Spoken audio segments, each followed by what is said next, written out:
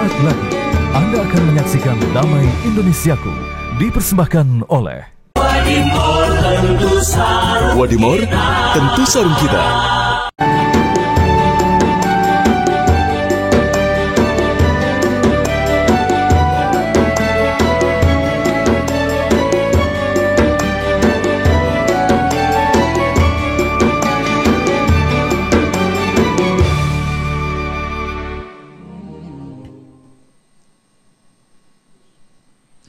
Ya, bismillahirrahmanirrahim. Assalamualaikum warahmatullahi wabarakatuh. Alhamdulillahirabbil alamin. Allahumma shalli ala Sayyidina Muhammad wa ala ali Sayyidina Muhammad. Segala puji bagi Allah pemirsa, kita kembali dikumpulkan dalam Majelis Ilmu Damai Indonesiaku. Yang alhamdulillah pada kesempatan siang hari ini kita bersiaran langsung dari Masjid Jami Nurul Madinah, Jalan Raya Cilandak KKU Ragunan, Jakarta Selatan. Nah, tema yang kita angkat pada kesempatan siang hari ini persis apa yang Anda saksikan bersama-sama di VT tadi, apa yang menjadi pembahasan dan apa yang ramai saat ini dibicarakan, yaitu fenomena kesurupan. Terlebih dari kasus Vina. Nah, seperti apa sih perspektif Islam, pandangan Islam dalam hal kesurupan ini? Nah, kita akan membahasnya di siang hari ini bersama guru-guru kita yang sudah hadir di tengah-tengah kita. Ada Ustadz Tila atau Ustadz Nur Fadilah dan juga Kiai Haji Haris Hakam dan Syekhuna Syekh Ahmad Al-Misri. Di segmen 1 ini, Ustadz Tila akan berbicara bagaimana gangguan jin dan setan kepada manusia. Pemirsa, dipersembahkan oleh Sarung Wadimor tentu sarung kita. Inilah Damai Indonesiaku. Selamat mengikuti. Silakan Ustadz. Assalamualaikum warahmatullahi wabarakatuh.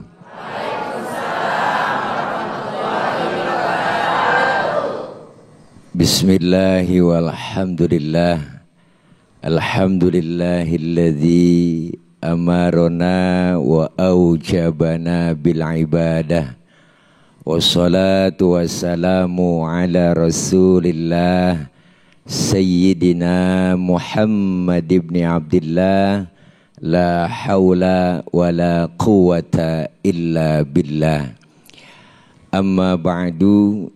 Yang mulia segenap para guru, di antaranya guru kami Al-Mukarram Al-Ustadz Kiai Haji Dr. Haris Hakam, guru kami Syekh Ahmad Misri, host kita yang sangat fenomenal, luar biasa dan luar dalam, Ustadz Sofyan, dan pengurus Masjid Jami Nurul Madinah, ada guru kami Kiai Haji Madani Madali, dan seluruh para jamaah dan pemirsa TV One Damai Indonesiaku yang insya Allah dimuliakan oleh Allah Subhanahu wa Ta'ala. Hari ini kita berjumpa kembali dalam Tholabul Ilmi. Tema kita kali ini sangat serem. Bagaimana kesurupan dalam pandangan Islam. Bahwa dulu ada sahabat yang bernama Ubay bin Ka'ab. Beliau bercerita, satu hari beliau selalu menyiapkan sebongsang. Ngerti sebongsang, Pok? Kalau kita kayak tempat ya, Pok, wadah isinya kurma. Setiap hari kurmanya selalu hilang. Bingung ini siapa yang ngambil. Satu malam dia tongkrongin, dia perhatiin dan dia tunggu di situ. Ternyata ada yang datang. Siapa itu? Datang berupa binatang dalam usia remaja, binatang remaja. Datang berbentuk binatang, maka ditanya oleh Ubay bin Ka'ab, apa kata beliau? Siapa Anda? Jin apa manusia? Maka menjawab itu binatang, coba ulurkan tanganmu. Diulurkan tangannya, berbulu anjing, bahkan berbulu semuanya. Itu bulunya bulu anjing, Pok. Ini serem. Kaget. Ternyata Ubay bin Ka'ab kaget. Ngapain kau kemari? aku mendengar engkau selalu memberikan hak kepada orang lain, memberikan sering sedekah gandum, sedekah kurma, maka hari ini aku akan meminta apa yang telah kau berikan kepada orang lain. Kalau memang begitu, tugasmu apa? Kemari, mau minta makanan. Oh, minta makanan, Bang. Ternyata mau minta kurma. Kurma yang dipinta tuh yang sering disedekahkan oleh Ubay bin Ka'ab. Kemudian, apakah engkau benar-benar ini jin atau manusia? Ya jin, bentukku seperti ini. Bahkan ada yang lebih menyeramkan lagi. Oh, apa dengan cara bagaimana bisa terhindar dari godaan engkau? Maka perbanyaklah, kata jin itu, perbanyaklah baca ayat kursi. Dari cerita ini, Ubay bin Ka'ab langsung menghadap Rasulullah SAW bercerita. Apa kata Rasulullah SAW? Telah jujurlah itu si keji. Artinya apa? Ternyata dari hadis cerita ini, jin itu ibu pertama ternyata mempunyai sifat biologis seperti manusia. Tuh, makanya dalam ayat lain Allah berfirman, Subhanalladzi khalaqal azwaja kullaha mimma tumbitul ardu wa min anfusihim wa mimma la ya'lamun. Itu dalam surat apa, Po? Ya, Mpok bengong. Kasih mic dulu dah. Mpok, surat apa, Po itu? Ini yang mana sih? Ini ya ngomong Yasin gitu. Yasin. Ayat berapa? Ya udah pokoknya Yasin. Maha suci Allah yang telah menjadikan semuanya berpasang-pasangan. Ternyata kawin. Siapa yang kawin? Mimma tumbitul ardh. Ternyata dari tumbuh-tumbuhan. Ternyata tumbuh-tumbuhan kawin, Po. Ada pasangannya. Ya kan? Ya kan? Ada pun ninjo laki, ada pun ninjo perempuan. Ada pun dondong laki, ada pun dondong. Tuh biasanya pun dondong laki yang kuntilanak rada banyak.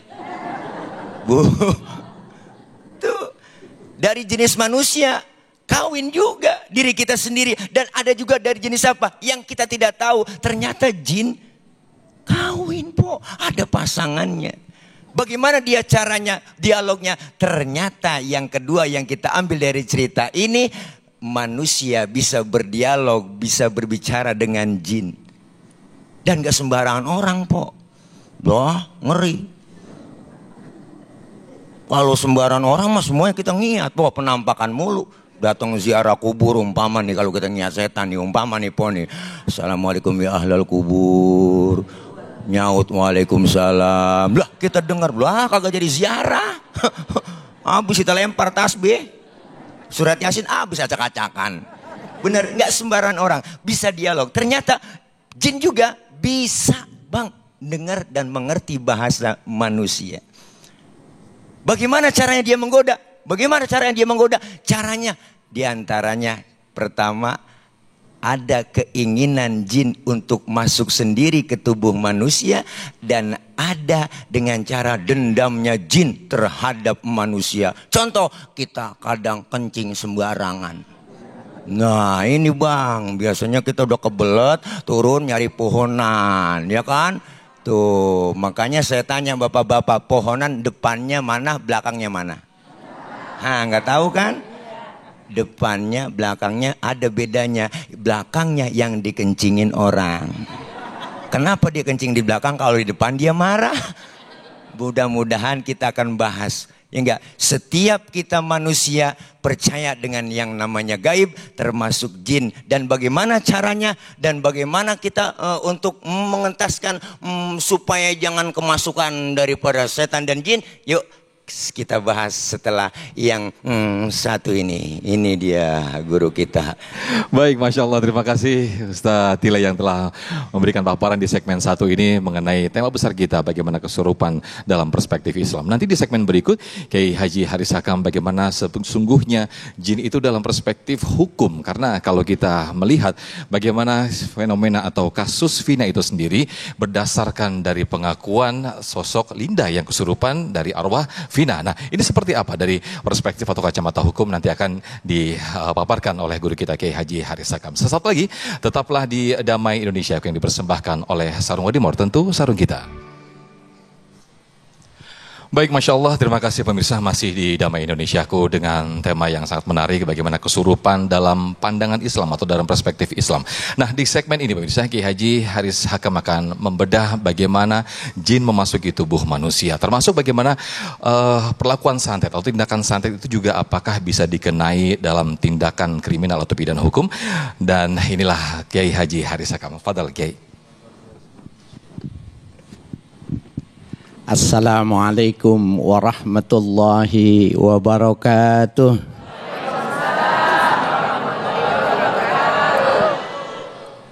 Bismillah walhamdulillah. Wassalatu wassalamu ala rasulillah Sayyidina Muhammad ibn Abdullah wa alihi wa sahbihi wa mawala.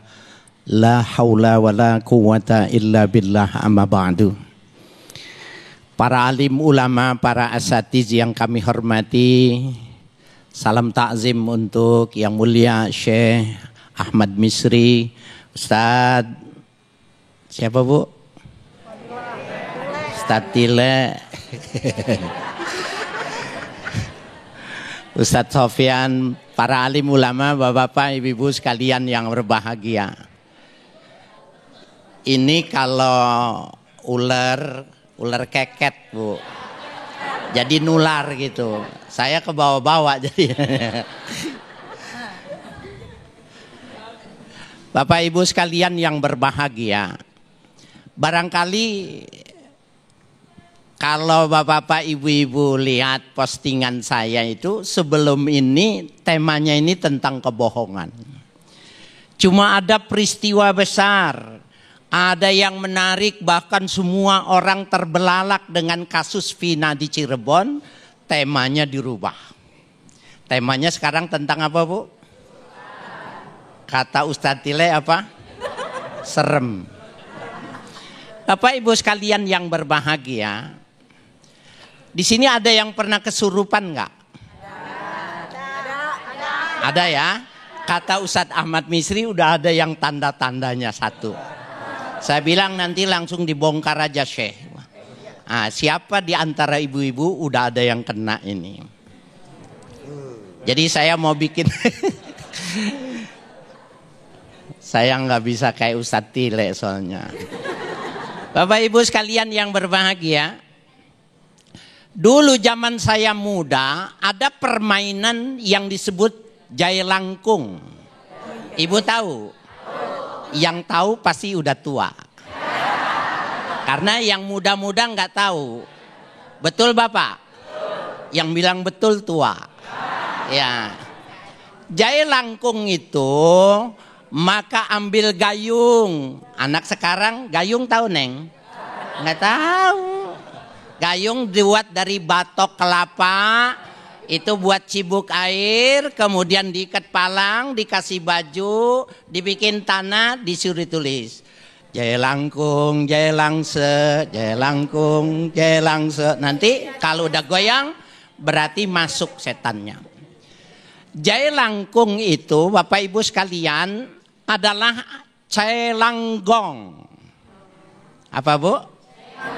Cai langgong adalah leluhur dari suku tertentu di Tiongkok. Mereka kalau punya masalah tanya sama leluhurnya. Maka ketika luhurnya tanya, oh yang mengerjakan dia mati ini, yang bikin dia bangkrut ini, yang menghancurkan ini. Oleh si cai langgong. Oleh Islam yang semacam ini tidak diterima. Bahkan Bapak Ibu sekalian, hukum kita yuridis formal di Indonesia, baik yang dari Belanda sampai dengan KUHP pidana, belum memasukkan bagaimana hukum orang yang terkena santet. Nggak bisa. Kenapa? Karena pembuktiannya secara mistis, nggak bisa dibuktikan. Nah oleh karena itu Bapak Ibu sekalian, Orang yang kesurupan itu tidak boleh didengar pendapatnya, apalagi menyatakan tentang siapa yang membunuh, siapa yang melakukan ini dan itu. Kita protes lewat ya KPI agar supaya film-film yang semacam ini berantas, tidak boleh tayang di Indonesia. Apalagi setelah dipertemukan dengan keluarga, mohon maaf, ada salah satu investigasi di TV swasta. Orang ini cuma berkreasi, ada orang yang namanya Linda. Siapa Bu? Orang yang namanya Linda ini dikatakan kesurupan. Maka ini dijadikan media untuk bertanya terhadap masalah itu. Maaf Bapak Ibu sekalian yang berbahagia, pendidikan yang semacam ini tidak bisa edukasi yang kita tolak. Nggak bisa. Bapak Ibu sekalian, nanti orang mengandalkan. Dulu zaman Grehon, Ibu tahu? Oh, saya nanya kemarin. Bapak tahu zaman Grehon kemarin, Pak? Ada yang masang nggak di sini? Zaman Grehon, sebelumnya Grehon apa Pak? Nalo, sebelumnya Nalo. Wahwe, Ibu tahu juga, hebat. Mohon maaf ya, rankingnya di sini Pak. Ya. Itu Bapak Ibu sekalian orang yang normal, orang yang sehat. Ada orang gila datang, dikasih rokok, Bang Dani. Besok yang keluar nomornya berapa? Dia bilang rokok dulu. Dikasih rokok disebut aja 35. Pasang nomor 35, keluarnya 53. Maka ketika dia musyawarah, oh kalau orang gila ngasih, masangnya terbalik. Ibu lucu. Bapak Ibu sekalian yang berbahagia, saya ingin mengatakan bahwa orang ini gak boleh dipegang hukumnya. Tidak boleh dipegang perkataannya. Kalau dia menunjukkan siapa yang membunuh Vina, tidak boleh. Gak boleh dipedomani. Bapak Ibu, di dalam Al-Quran ada sebuah kata yang cuma satu kali penyebutannya. Yatahobbata. Yatahobbata itu maknanya kerasukan. Ya, yatahobbal. Dia dalam tafsir Tabari, yatahobbata itu diartikan yatahobbal. Maknanya orang terpengaruh oleh setan, maka dia seperti orang gila. Maknanya apa? Akalnya tidak normal. Alladzina ya'kuluna riba. Orang-orang yang makan riba dulu di dunia, la yakumuna illa kama yakumul ladzi yatakhabbatuhu syaitanu minal massi. Orang yang makan riba dulu di dunia, dia tidak akan bisa bangun nanti dari kuburannya. Kenapa tidak bisa bangun? Kecuali dia seperti orang yang kesurupan. Di dalam Al-Quran kata itu cuma satu kali. Apa maknanya? Al-Quran mengakui bahwa manusia bisa kemasukan setan. Oleh karena itu Bapak Ibu sekalian, kenapa orang yang berpendidikan sekarang sudah ada S3? Pendidikan semakin banyak. Orang pintar semakin banyak, tapi orang percaya kepada hal-hal yang klinik. Ibu, Bapak saya sekalian yang berbahagia, saya tanya sama Ibu, kalau ada orang, ya suami Ibu gitu, lagi tidur bilang gini, "Mah, itu rumah kasihin Pak RT aja, mobilnya kasih aja, saksiin ya, itu udah mulai hari ini, besok kasihin besok." Ibu besok mau ngasihin nggak? Omongannya berlaku nggak? Saya udah tahu jawaban Ibu, pasti Ibu nggak setuju. Kenapa Bapak Ibu sekalian yang berbahagia? Karena omongannya tidak dengan akal. Masa orang sekarang masih diajarkan pola primitif, menghidupkan manggil celanggung, menghidupkan jin untuk bertanya siapa yang melakukan pembunuhan. Ini adalah pola dan kita tidak setuju. Kita minta kepada KPI agar supaya mempersoalkan film-film yang tidak mendidik secara kemanusiaan. Insya Allah nanti diteruskan oleh Syekh Misri. Baik, terima kasih. Masya Allah Kiai Haji Haris Agam telah memberikan pencerahan kepada kita semuanya. Tegas bahwa guru kita tadi mengatakan ketika kita bekerja sama atau memberikan suatu pedoman atau petunjuk itu melalui hal yang kesurupan atau kerasukan, ini jelas diharamkan. Bahkan ini suatu perbuatan yang syirik. Nah, kita akan membedah lebih dalam lagi mengenai fenomena atau tema yang menarik ini bersama guru kita Syekhuna Syekh Ahmad Al-Misri. Bagaimana cara mengatasi kesurupan menurut akidah Islam yang benar, insya Allah akan dipaparkan di segmen berikut. Tetaplah bersama kami di Damai Indonesiaku. Baik, Masya Allah, masih di Damai Indonesiaku dengan tema yang sangat menarik sekali, kesurupan menurut perspektif Islam. Nah, kita akan membedah lebih dalam lagi. Kali ini kita akan persilahkan Syekhuna Syekh Ahmad Al-Misri yang kebetulan beliau adalah pembina praktisi atau pembina para peruqyah syariah di Indonesia. Begitu ya Syekh ya? Oke, tafadhal Syekhuna. Assalamualaikum warahmatullahi wabarakatuh. Innal hamdalillah nahmadu wa nasta'inu bihi wa nastaghfiruh wa nastahdi. Na'udzu billahi ta'ala min shururi anfusina wa sayyiati a'malina. Man yahdihillahu fala mudilla lahu wa man yudlil fala hadiya lahu. Asyhadu an la ilaha illallah wahdahu la syarika lahu. Asyhadu anna Muhammadan 'abduhu wa rasuluh. Allahumma shalli wa sallim wa barik alaihi wa alihi wa ashabihi wa man tabi'ahum bi ihsanin ila yaumiddin wa alaina ma'ahum bi rahmatika arhamar rahimin. Para guru-guru yang saya muliakan, para jamaah yang hadir, para pemirsa TV One dimanapun Anda berada, uhibbukum jami'an fillah, saya mencintai kalian semua karena Allah.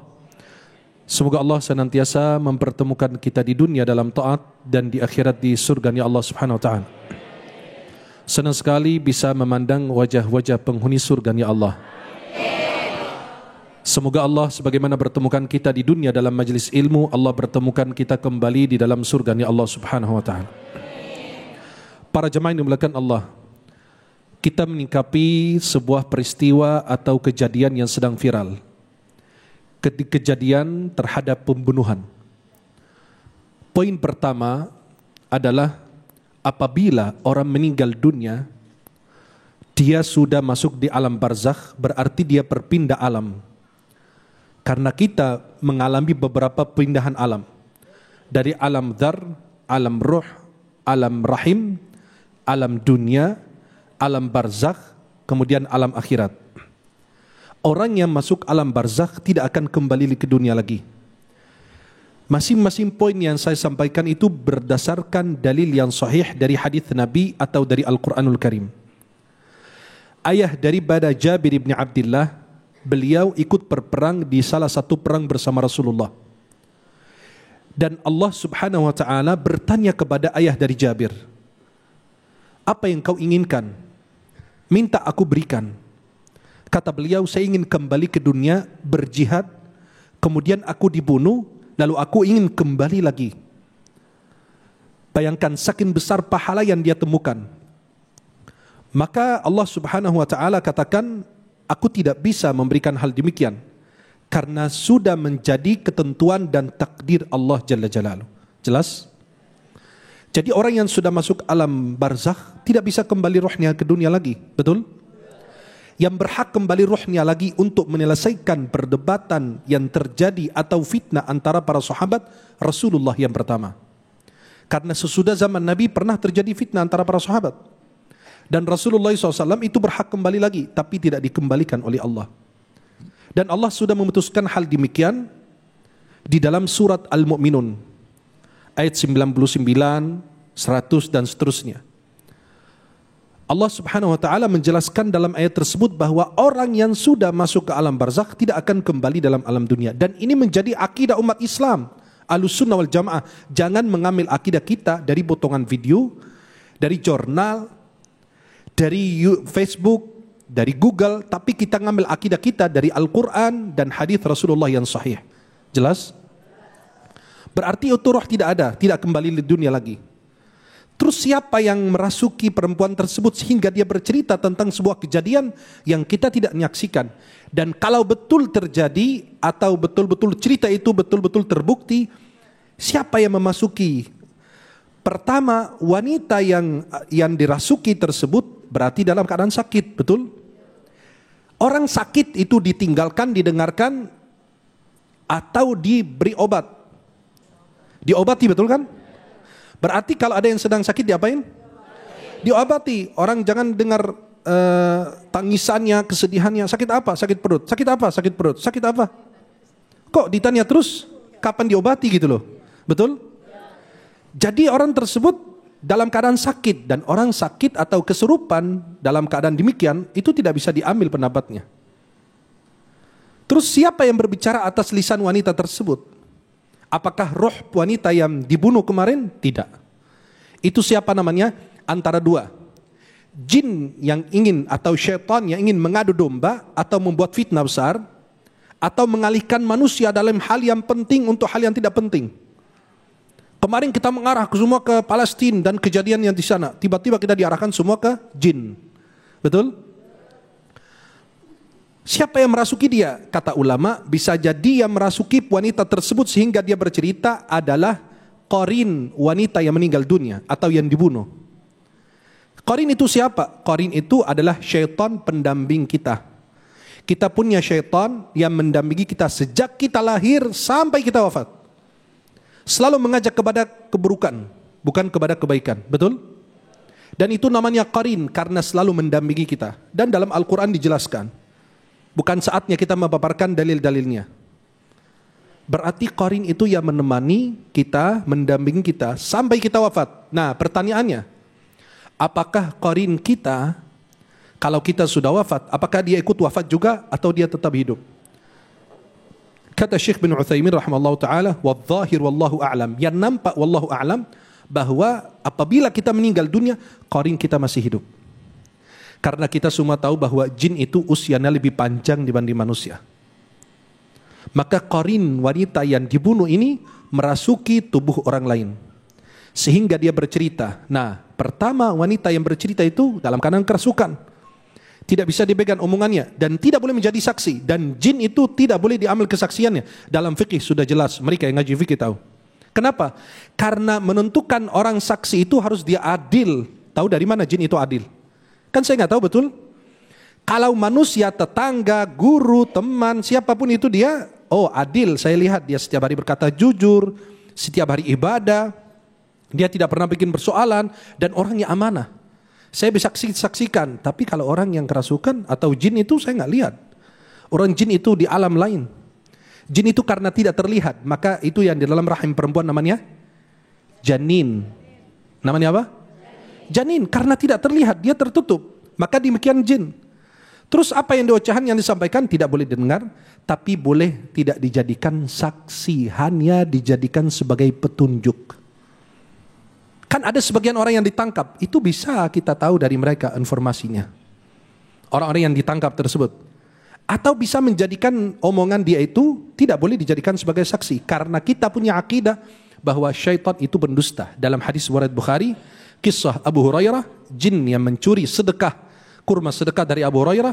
Di akhir hadisnya kata Nabi SAW, sadaqaka wa huwa kadhub.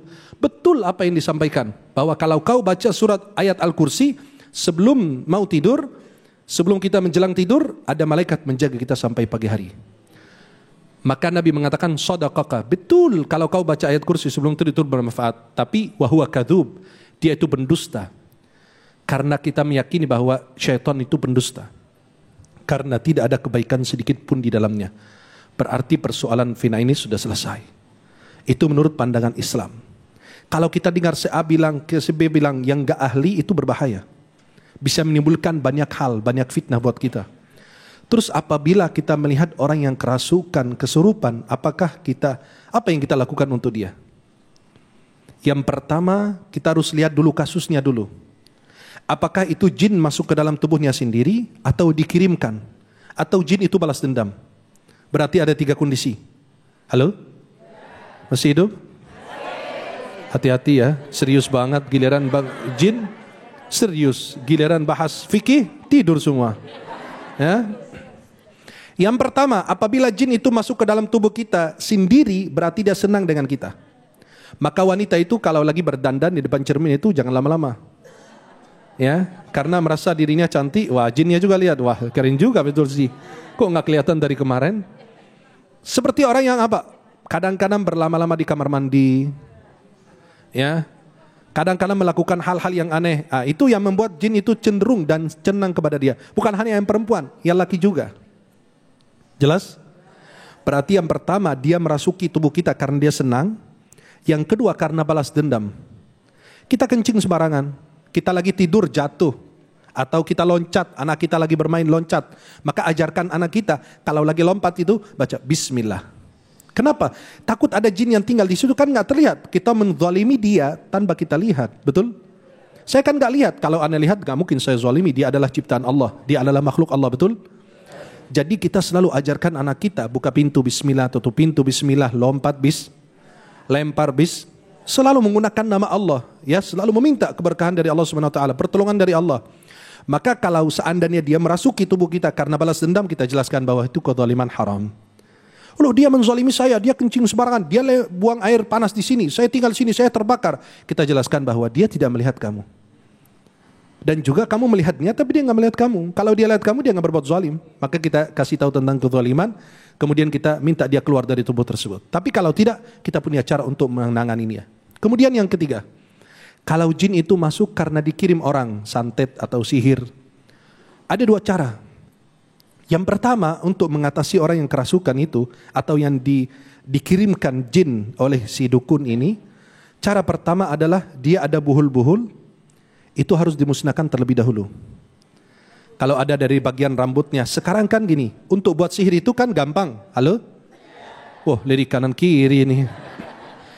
Kalau ada buhul-buhul yang ini, dulu harus ambil dari rambutnya, pakaian yang masih ada bau keringatnya yang belum dicuci, itu yang bisa gunakan. Tapi sekarang, dengan apa? Foto. Maka jangan sering posting foto sembarangan. Kenapa? Ya bisa di screenshot orang, tiba-tiba di apa-apain, kita nggak tahu, wallahu alam. Berarti kita tidak boleh bergerak, tapi selalu betul-betul meruqyah diri kita sendiri, melakukan hal-hal yang dianjurkan dalam Islam. Maka apabila dikirimkan itu pertama yang dimusnahkan buhul-buhulnya, insya Allah itu langsung hilang sihirnya. Atau yang kedua itu dengan meruqyah dia. Kalau kita tidak tahu buhulnya ada di mana, apa yang ditanam, apa yang dibuat, kita nggak tahu. Kita meruqyahnya. Ruqyah ini bukan alternatif. Saya ulangi lagi, ruqyah ini bukan alternatif. Ruqyah itu menjadi pilihan pertama dan paling utama untuk meruqyah orang. Ruqyah ini adalah doa. Harus dengan ayat Al-Quran dan doa dari Rasulullah SAW. Di antaranya bagaimana cara menjaga diri kita agar kita tidak ke tempat-tempat yang kita tidak tahu itu ruqyah benaran atau tidak, adalah dengan selalu membaca zikir pagi petang, selalu jaga wudu, jaga sholat tepat waktu, kemudian sebelum tidur berwudu, baca zikir sebelum tidur, ya, dan selalu baca doa-doa sebagaimana Rasulullah SAW meruqyah cucunya dalam hadis Sahih Bukhari. Nabi meruqyah cucunya Al-Hasan dan Husain, dan beliau mengatakan beginilah Nabi Ibrahim meruqyah anaknya Ismail dan Ishak dengan u'idzukuma bikalimatillahi tammah min kulli syaitanin wa hammah wa min kulli ainin, terutama ayat Al-Kursi. Ayat Al-Kursi ini sangat luar biasa, senjata besar untuk orang beriman. Maka ruqyah ini adalah selalu mendoakan kita. Ruqyah diri kita sendiri, ruqyah mandiri itu lebih diutamakan dibanding kita diruqyah orang. Boleh kita diruqyah orang, tapi sesudah meruqyah diri sendiri. Kalau tidak sanggup, boleh kita diruqyah sama orang lain. Semoga bermanfaat. Wallahu ta'ala a'lam wa a'lam bissawab. Amin, amin ya rabbal alamin. Terima kasih Syekhuna, jazakumullah ahsanul jaza. Kayaknya pada tegang semua ini. Lirik kanan, lirik kiri, siapa nih kira-kira yang bergejala nih? Atau sudah merasakan bulu kuduk mulai merinding? Baik, Masya Allah, kita ada 2 segmen di sesi tanya jawab. Kita akan lebih dalam lagi membahas tema ini yang menarik ini, bagaimana kesurupan dalam perspektif Islam, atau barangkali di antara jamaah ada yang punya pengalaman kesurupan atau tetangganya, dan mungkin nanti bisa dibahas bersama guru-guru kita. Tetaplah bersama kami di Damai Indonesiaku. Baik, terima kasih masih di Damai Indonesiaku pemirsa dengan tema kesurupan dalam perspektif Islam. Nah, kali ini sesi tanya jawab. Kami persilakan guru-guru kita untuk segmen ini. Saya persilakan Ustadz Tile dan juga Kiai Haji Haris Hakam nanti di segmen 5 khususon Syekh Misri nanti ya. nanti mungkin langsung praktek ya Syekh. Baik, yang sudah siap dengan pertanyaannya kami persilakan Ustadz Tile untuk langsung berinteraksi kepada jamaah. Mak ini udah siap nih pertanyaannya. Ayo, Mak, siapa yang mau nanya? Ini Mpok pakai kudungan warna hijau. Hijau, pink. Ya. Mpok nanya, Emang Mpok pernah kerasukan? Oh enggak. Ilok. Diri. Diri aja nggak apa-apa. Diri. Assalamualaikum Ustadz. Waalaikumsalam. Mau nanya itu waktu itu pernah. Nama siapa? Namanya Nama. lupa. Nama. What's your name? Mira. Keren banget. Ya Mira Ustadz. Iya Mira. Mira. Mira usaha apa Mira Santika? Ibu Mira, ya silakan. Iya. Ayo Mira. Ya, waktu itu ada kejadian tadabur alam. Terus tiba-tiba ada renungan malam. Terus satu orang tiba-tiba teriak gitu loh. Terus tiba-tiba sebelahnya. Terus saya pertanyaannya itu dalam Islam itu ada kesurupan massal itu gimana itu? Iya, Mpok ngerasain saat itu Mpok Mira? Enggak ada. Enggak. Ini cerita Mpok apa cerita orang? Anak saya. Oh anak, iya insya Allah. Ya jadi kesurupan massal. Ya. Ketularan gitu ya Pok ya? Ketularan. Iya. Udah kayak penyakit, kesurupan ya? massal berarti itu jinnya ngundang. Bawa virus dia. Kajian Ustadz, makasih. Ya, Assalamualaikum warahmatullahi wabarakatuh. Waalaikumsalam warahmatullahi wabarakatuh. Ibu Mira bertanya, jadi waktu tadabur alam tuh kumpul semua nih siswa-siswa biasanya nih ya jalan-jalan gitu kemana kan jangan sampai ada yang kecelakaan busnya kan. Iya. Nah ini lagi kumpul bareng duduk lagi ngeriung lagi kongres. Ya ngerti kongres? Kongko kagak beres-beres. Jadi kali kongres terus ada satu yang teriak ya kan kerasukan ibu ya. Terus semuanya ngikut. Nah, ini tadi saya udah bilang bahwa manusia itu bisa kemasukan setan. Bu, bisa kan? Bisa seperti darah mengalir dalam tubuh kita. Artinya apa? Ketika sudah masuk dan semua dalam keadaan pikiran kosong, sering bengong, semuanya masuk itu Pok. Bisa. Kenapa? Ini yang kita ngerihin. Karena setan itu, jin itu bisa masuk kepada orang yang sesuka dia. Dan ada juga yang datang kepada dia karena memang dendam. Tadi udah guru kita udah bilang. Dan memang karena dipanggil. Nah tadi seperti guru Kiai Haji Haris Hakam mau bilang apa? Pakai jelangkung. Itu namanya kan manggil. Ngundang ibu dengan taburin wangi-wangian menyan gitu kan. Kadang-kadang orang tua dulu juga ada di mana di pohonan besar ya keramat yang masang ancak. Itu bahasa Mandarin ancak. Ya betul. Masang ancak mengundang. Nah ini salah satu kejadian juga. Dulu pernah kejadian. Saya aja kejadian pernah Bu lagi mandi di kamar mandi. Nah ini cerita bener ini lagi mandi. Kaget saya. Ya Allah dibentak agak tahu bini saya. Dateng ini jinnya kata-kata yang tukang nyolongin duit kan begitu. Ini bukan nyolong duit lagi. Ini mah kayak tuyul. Nah orangnya Bu. Bukan saya ngomongin bini ada orangnya. Bu. Jadi kerasukan itu memang setan bisa masuk ke dalam tubuh kita. Yang jelas jangan sampai kita musyrik. Ya Bu, mempercayai apa yang telah diungkapkan. Karena setan iblis itu udah janji. Ya kan? Disuruh nyembah sama Nabi Adam aja. Enggak mau. Ya Pok, enggak mau. Dia janji khalaqtani min nar wa khalaqtahu min tin. Aku diciptakan dari api, Adam diciptakan dari tanah. Mas api nyembah sama tanah? Loh, gengsi dong.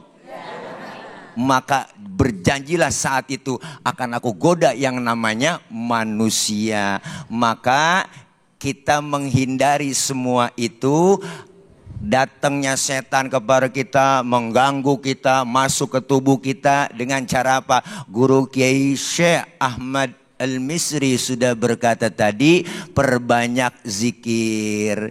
Islam adalah agama yang mengatur semuanya dalam kehidupan kita di dunia, termasuk hal yang kecil diatur. Masuk kamar mandi ada doanya ya kan Bu? Adab akhlaknya diajarin, masuk kaki kiri keluar kaki kanan. Kita masuk kamar mandi berdoa, Allahumma inni a'udzubika minal khubusi wal khaba'is. Minta perlindungan sama Allah jangan sampai kegoda sama setan perempuan, setan laki. Kemarin saya kegoda setan puan berarti itu ya. Ya dia lagi. Baik, terima kasih Ustaz Tile. Ya, mudah-mudahan insya Allah kita bisa menjaga semua dari godaan setan. Amin. Berbanyak zikir, insya Allah akan menjadi tenang. Ya, Amin. kok. Mudah-mudahan enggak puas. Kalau puas silakan nyari kepuasan di luar ya. Ibu Mira, makasih. Baik, terima kasih Ustaz Tile yang telah berinteraksi langsung dengan Ibu Mira Jadi ya. ngomongin bini. Jadi tadi yang gedor pintu bini itu dia. Oh kaget.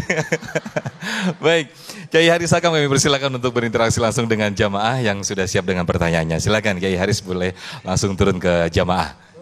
Ya, mana yang nanya? Ya, sini silakan. Baik, bismillahirrahmanirrahim. Sini Boleh maju lagi. Kelihatan, ini kesempatan ente Masuk TV. Jangan lupa disebutkan namanya Pak. Oke. Namanya siapa namanya? Abdul Khair. Abdul Qadir. Ya. Al-Jilani. Ya silakan, bagaimana? Gini Kiai, bismillahirrahmanirrahim. Assalamualaikum warahmatullahi wabarakatuh. Waalaikumsalam warahmatullahi wabarakatuh. Mohon izin bertanya Kiai, pengalaman kemarin ketika ruqyah ya, ruqyah mandiri kan itu ada satu kelompok ruqyah, kemudian salah satunya ada yang muntah-muntah. Apakah itu tandanya terkena masuk sihir atau enggak? Gitu. Itu yang pertama. Kemudian yang kedua, mengenai yang kesurupan, apakah bagaimana kita tahu bahwa ini kesurupannya benar atau enggaknya, Kiai? Kan kadang-kadang ada yang bikin atau serius atau enggak gitu. Ya. Itu aja sih, Kiai. Ini muntah-muntah jangan-jangan masuk angin lagi. Iya. Tapi enggak masuk angin. Enggak. Memang kalau kita lihat nanti Ustaz Sofyan nanti disempurnakan sama Syekh Misri. Ya.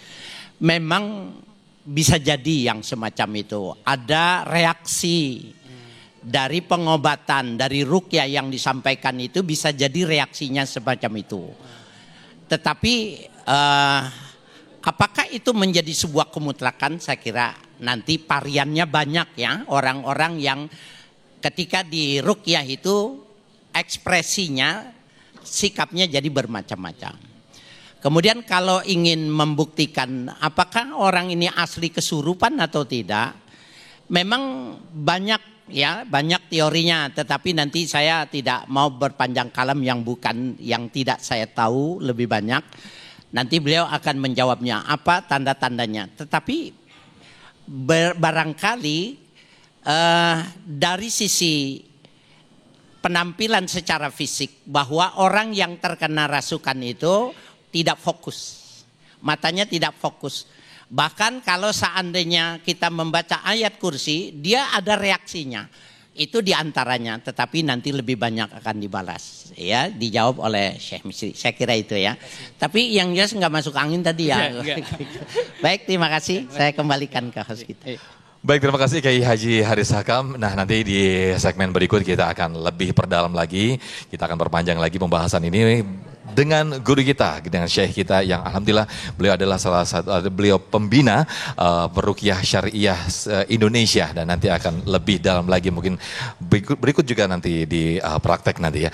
Dan kami akan kembali usai jeda, tetaplah bersama kami di Damai Indonesiaku. Baik, terima kasih masih di Damai Indonesiaku, pemirsa. Sebelum kami serahkan sepenuhnya waktu untuk Syekh Misri, mungkin untuk berinteraksi dengan jamaah, mungkin ada yang akan ditambahkan Syekh dari pertanyaan yang ditanyakan oleh Kiai Haji Haris Hakam tadi. Silakan, Syekh. Bismillah, alhamdulillah, salatu wassalamu ala rasulillah wa alihi wa sahbihi wa man wala. Para jamaah dan pemirsa TV One dimanapun Anda berada. Orang yang muntah-muntah pada saat diruqyah, betul bisa tadi bukan kemasukan jin, tapi kemasukan angin. Ya. Itu bukan bercanda, itu bisa terjadi kenyataan ya pada saat itu mual dan lainnya. Yang kedua, bisa terjadi itu karena kemasukan jin atau ada sihir yang masuk ke dalam tubuhnya. Sihir itu dalam bentuk apa? Biasanya kalau mual atau di area perut itu sakit, berarti sihir itu dimakan dan diminum. Saya ulangi lagi.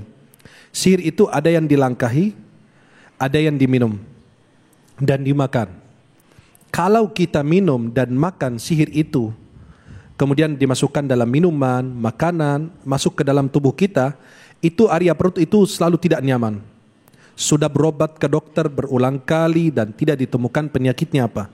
Dan dokter tidak bisa terdeteksi itu apa. Maka itu bisa terjadi dia betul-betul terkena, ya, terkena daripada sihir tersebut. Artinya sihir itu dimasukkan dalam bentuk makan atau mie. Halo? Itu yang pertama. Yang kedua, kalau sakitnya di bagian kaki, bisa terjadi bahwa sihir itu dilangkahi. Di apa? Artinya disiram di depan rumah, atau di depan kantor, atau di depan ruangan, atau dimanapun, itu kemudian kita melangkahinya. Seperti yang baru melangkahi kita tadi. Bisa terjadi beliau juga melangkahi gitu loh ya. Astagfirullah. Jadi bisa itu, maka ketika diruqyah, ketika dia mual, bisa jadi di antara ciri-cirinya adalah sihir itu sudah masuk ke dalam bentuk makan atau minum. Atau bisa yang lain. Jangan gara-gara satu tanda berarti meyakini bahwa orang itu kerasukan. Seperti sakit kepala. Dia sudah berobat berulang kali. Kemudian dia nyatakan bahwa dia ada gangguan. Tidak. Jangan menjadikan salah satu tanda atau sering mimpi buruk. Beranggapan demikian ada gangguan. Tidak. Harus kita meruqyah terlebih dahulu agar kita bisa mendeteksi ini apakah betul ada gangguan atau tidak. Dan ruqyahnya itu dilakukan secara langsung. Bukan secara Zoom atau video call dan lain. Kenapa? Itu karena dilakukan secara online gitu, itu berbahaya bisa terjadi. Tidak bisa terkontrol orang tersebut, ya. Baik. Maka hal demikian bisa terjadi. Wallahu a'lam. Baik. Mungkin saatnya sekarang Syekh Kuna saya langsung berinteraksi dengan jamaah. Saya yang turun bertanya kalau ada yang mau, Masya Allah. Ada yang bereaksi? Silakan. Ada yang mau bertanya? Oh, silakan benar. Saya berdiri. Oh, silakan, fadhali. Assalamualaikum warahmatullahi wabarakatuh. Waalaikumsalam warahmatullahi wabarakatuh. Terima kasih Ustadz atas kesempatan yang diberikan. Nama saya Herawati. Yang ingin saya tanyakan apa pendapatnya Ustadz tentang perkawinan antara Sebentar. Jangan nanya pendapat saya, tapi pendapat Islam. Iya. Ya. Bagaimana pandangan Islam? Ya. Kalau benarnya pendapat saya berarti saya nggak jawab menurut Islam. Oh iya. Siap. Menurut pendapat. Maka kalau nanya sama siapapun, Ustadz, Kiai, Habib, siapapun, Syekh, siapapun, nanya bagaimana pandangan Islam, bagaimana pendapat Islam. Karena kita nggak punya pendapat, kita cuma menukil dari apa yang disampaikan Allah dalam Al-Quran dan hadis Rasulullah. Jelas? Baik. Barakallah, silakan. Bagaimana pandangan Islam mengenai perkawinan antara manusia dengan bangsa jin? Nah itu sering dilihat di YouTube juga.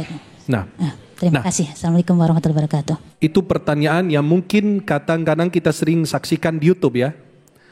Perkawinan antara manusia dengan jin bisa terjadi tidak? Bisa. Jelas? Bisa terjadi tidak? Bisa. Tidak diingkari. Tapi yang kita cari adalah pasangan hidup yang terlihat apa yang tidak terlihat. Kan kita cari apa? Sakinah, mawaddah. Bagaimana bisa terwujud? Sakinah, mawaddah dan rahmah. Tidak terlihat orangnya. Jelas? Nanti tiba-tiba kita masuk ke rumah orang, maaf, awas istri saya lagi duduk. Ya repot juga kan? Pak minuman mana? Tiba-tiba minuman terbang datang di depan kita kan? Nah itu kan sesuatu yang akan menimbulkan banyak fitnah.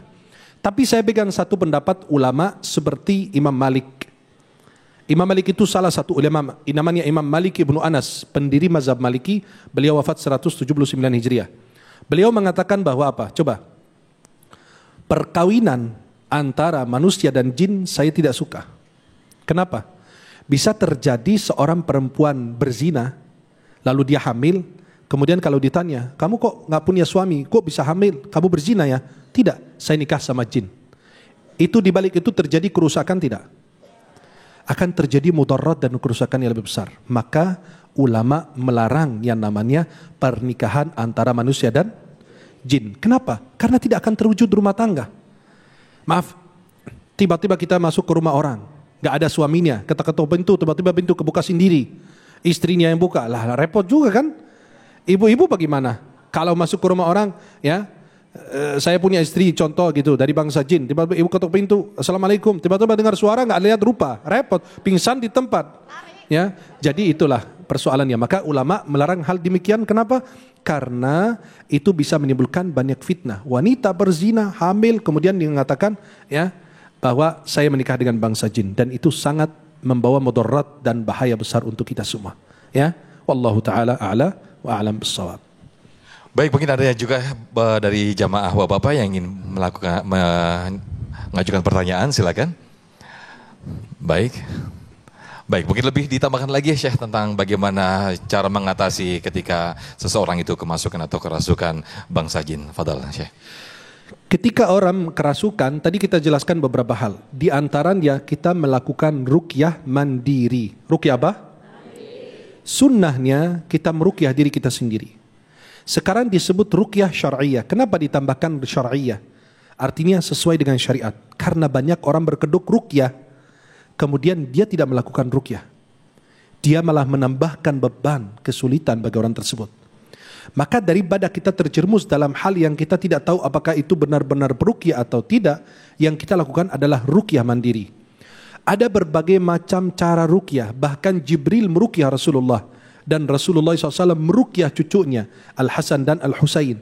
U'idhukuma bikalimatillahi tammah min kulli syaitanin wahamah wa min kulli ainin lam. Maka anak-anak kita, ya, maka harus jaga juga dari ain. Anak kita kalau lagi aktif, lagi dapat nilai bagus, lagi hebat, jawabannya bagus, kita bilang bismillah masya Allah. Kalau anak kita bilang masya Allah. Tapi kalau kita melihat anak orang lain, jangan bilang wah hebat banget nih anak. Tidak, bilang Allahumma barik. Doakan tabrik, doakan keberkahan. Khawatir terjadi hal-hal yang menimbulkan sehingga anak tersebut jatuh sakit. Maka kita meruqyah diri sini dengan apa? Ya dengan menjaga aturan Allah, menjauhi larangan Allah Subhanahu wa taala. Meruqyah diri sendiri, ruqyah mandiri apa? Setiap malam mau tidur, Afwan, Sufyan, boleh ke sini? Fadal saya, fadal. Boleh ke sini sebentar? Boleh. Oh, ada. Masya Allah. Ini gara-gara ini nih. Pegang mic sebentar. Gimana Syekh? Pegang mic Siap. Jadi gini, Nabi SAW setiap malam mau tidur, dua telapak tangannya itu dikumpulkan.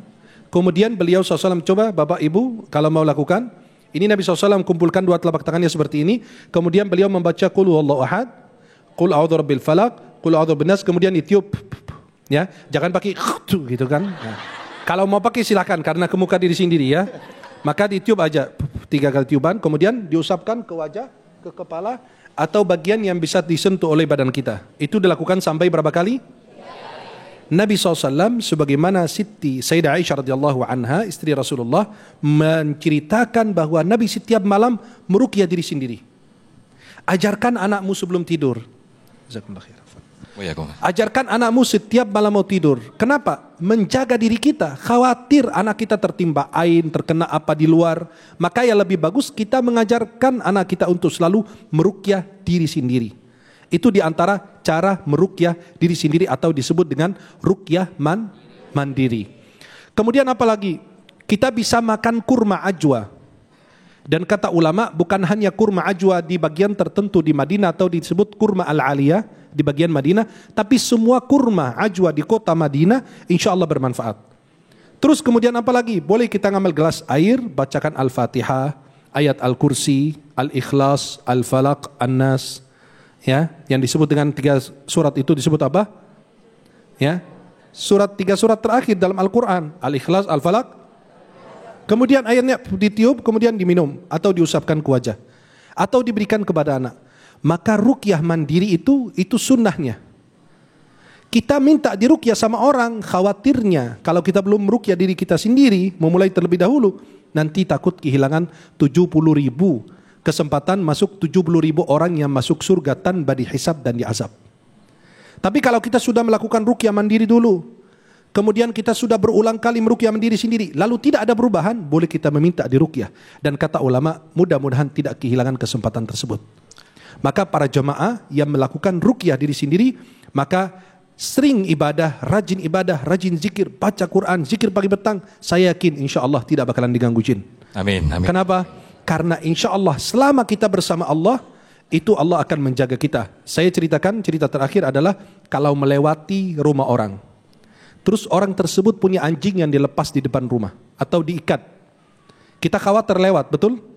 Karena takut digigit atau dikejar. Maka gimana caranya? Kalau kita lempar, dia makin galak. Yang kita lakukan apa? Lari, sama aja. Manggil punya yang punya rumah. Pak, saya mau lewat, boleh nggak tahan anjingnya? Nanti yang punya rumah ditahan, anjing kita bisa lewat. Itulah rumah itu adalah dunia. Pemilik dunia ini adalah Allah. Anjing itu adalah syaitan.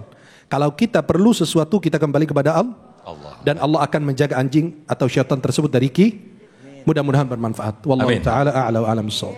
Masya Allah, terima kasih, jazakumullah ahsanul jaza Syekhuna Syekh Ahmad Al-Misri dan juga guru-guru kita tadi Kiai Haji Haris Sakam dan juga Ustadz Tile. Mudah-mudahan bisa memperkuat akidah kita, khususnya tema kita di siang hari ini. Tetaplah bersama kami di Damai Indonesia. Sesaat lagi kami kembali. Alhamdulillah pemirsa, kita sudah di penghujung acara Damai Indonesiaku dan Anda bisa menyaksikan tayangan-tayangan kami, tausiah-tausiah kami di damaiindonesiaku.id. Akhirnya saya Muhammad Sofyan dan pendukung acara ini Sarung Wadimor tentu Sarung kita mengucapkan terima kasih.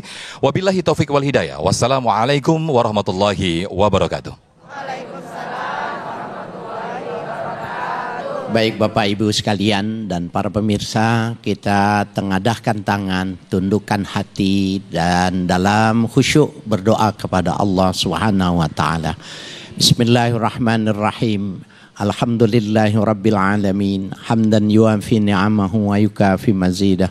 Allahumma salli wa sallim ala nabina Muhammadin wa alihi wa sahbihi ajma'in. Allahumma ja'alna minal ladzina yastami'una al-qawla fayattabi'una ahsanah. Ya Allah, jadikan kami orang-orang yang pandai mendengar kebaikan dan mampu melaksanakannya.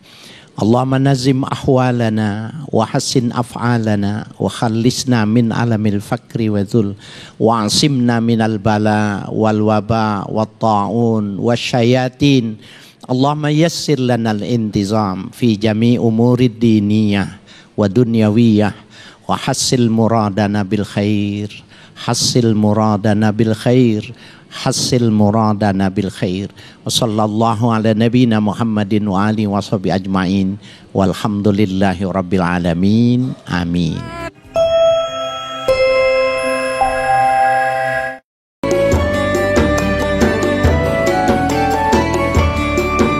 Anda baru saja menyaksikan Damai Indonesiaku dipersembahkan oleh Wadimor tentu sarung kita.